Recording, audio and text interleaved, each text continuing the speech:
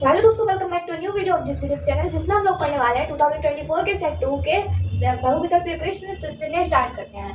यहाँ पर आपको क्वेश्चन दे रखा है 10 सेंटीमीटर त्रिज्या वाले एक वृत्त के बिंदु P पर स्पर्श रेखा PQ केंद्र O से जाने वाली रेखा से OQ पर इस प्रकार मिलती है कि OQ बराबर 12 सेंटीमीटर है, तो PQ की लंबाई आपको बतानी है। 10 सेंटीमीटर त्रिज्या वाला एक वृत्त है, इसके बिंदु P पर इसका कोई पॉइंट है P, यहाँ से एक स्पर्श रेखा गई है P और यहाँ पर मान लो PQ पॉइंट है। ठीक, स्पर्श रेखा और त्रिज्या के बीच में कोण क्या बनता है? 90 डिग्री बनता है। ठीक, और ये क्या है? केंद्र है, जिसको O लिखेंगे। तो अब OQ बराबर आपको पता है 12 सेंटीमीटर है और त्रिज्या क्योंकि ये है 10 सेंटीमीटर, तो आपको PQ की लंबाई बतानी है। कैसे लगाएंगे? पाइथागोरस थ्योरम से लगाएंगे। क्या होती है? कर्ण का स्क्वायर बराबर लंब का स्क्वायर प्लस आधार का स्क्वायर। ठीक है, तो यहाँ पर QP का स्क्वायर बराबर क्या हो जाएगा? क्योंकि कर्ण का स्क्वायर जो है वो बड़ा होता है, इसलिए कर्ण के स्क्वायर में से हम लोग ये वाला लंब का स्क्वायर माइनस कर देंगे। 10 का स्क्वायर होता है 100 और 12 का स्क्वायर होता है 144। माइनस कर दिया, कितना आया? 44 आया। ठीक है, तो ये आया QP का स्क्वायर। अब स्क्वायर हटेगा तो इधर अंडर रूट चढ़ जाएगा। ठीक है, तो अंडर रूट 44 हो गया। अंडर रूट 44 कितना आएगा? जब 44 के गुणनखंड करे जाते हैं तो 2 दूनी 4 और 2 दूनी 4 हो गया। ये 2 एकम 2 एकम 2 और 11 एकम 11, तो ये हो गए अभाज्य गुणनखंड। इनके क्या आएंगे? अंडर रूट 44 को 2 गुणा 11 लिख सकते हैं। और अंडर रूट के अंदर जो जोड़े में संख्याएं होती हैं उन्हें बाहर एक बार अंडर रूट के लिखा जा सकता है। जैसे क्योंकि यहाँ पे 2 जोड़े में है, इसलिए इसे 2 अंडर रूट 11 लिख लेंगे। क्यों? क्योंकि 11 एक ही बार था, तो 11 अंदर ही रहेगा। ठीक है, इसलिए तो कितना हो गया QP का मान? 2 अंडर रूट 11 सेंटीमीटर। कहाँ पर दे रखा है? आपका सी वाले ऑप्शन में दे रखा है, इसलिए आप सी वाले को कलर कर देंगे। उसके बाद में है, यदि 2 घनों में से प्रत्येक घन का आयतन 8 सेंटीमीटर क्यूब है के संलग्न फलकों को एक सिरे से दूसरा सिरा मिलाकर जोड़ दिया जाता है, तो प्राप्त घनाभ का क्षेत्रफल क्या होगा? घन के आयतन का फॉर्मूला क्या होता है? घन का आयतन बराबर होता है भुजा क्यूब। होता है कि नहीं होता है? भुजा क्यूब। तो जब यहाँ भुजा क्यूब बराबर कितना दे रखा है? 8 सेंटीमीटर क्यूब।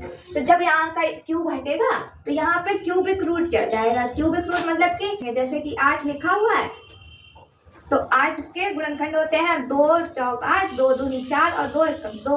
कितना होगा?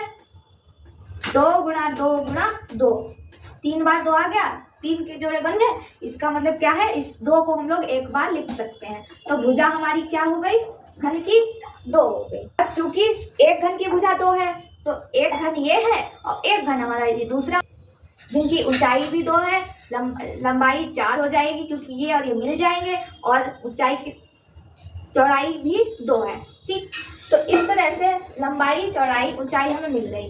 अब क्या करेंगे?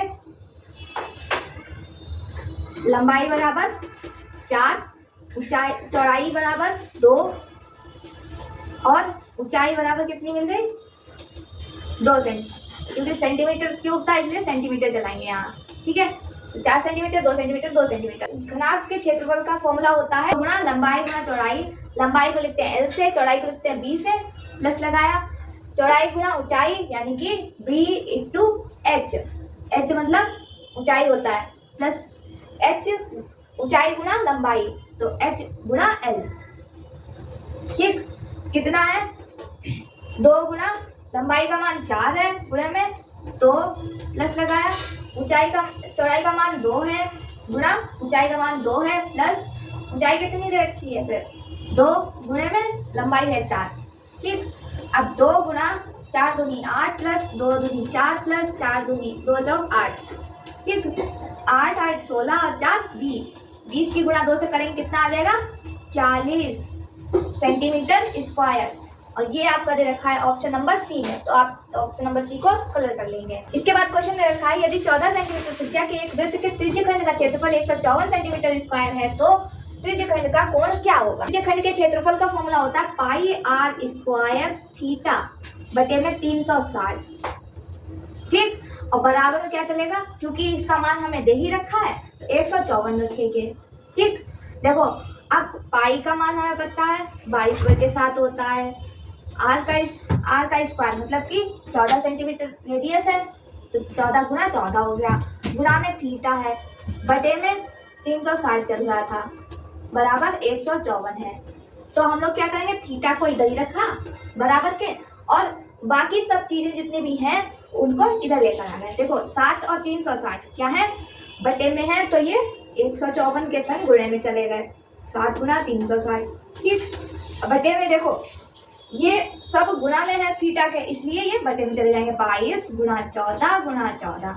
ठीक, तो 7 से 14 को काटा 2 बार, यहाँ पर 14 से 154 को काटा 11 बार। ठीक, 11 एकम 11, 11 दूनी 22 हो गया।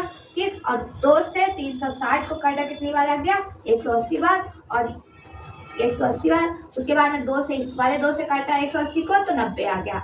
यानी कि थीटा का मान कितना है आपका, 90 डिग्री है। कहाँ पे दे रखा है आपको, बी वाले ऑप्शन में, तो आप बी वाले ऑप्शन को कलर कर लेंगे। उसके बाद में 2 sin 30 डिग्री cos 30 डिग्री का मान क्या होगा, तो 2 गुणा sin 30 डिग्री का मान होता है 1/2, गुणा में cos 30 का मान होता है √3/2। तो इस वाले 2 से ये वाला 2 कैंसिल हो गया, बचा कितना, √3/2। कहाँ पे है, डी वाले ऑप्शन में है, तो डी वाले को आप कलर कर लेंगे। तो इस तरह से आपके ये क्वेश्चन हो जाएंगे।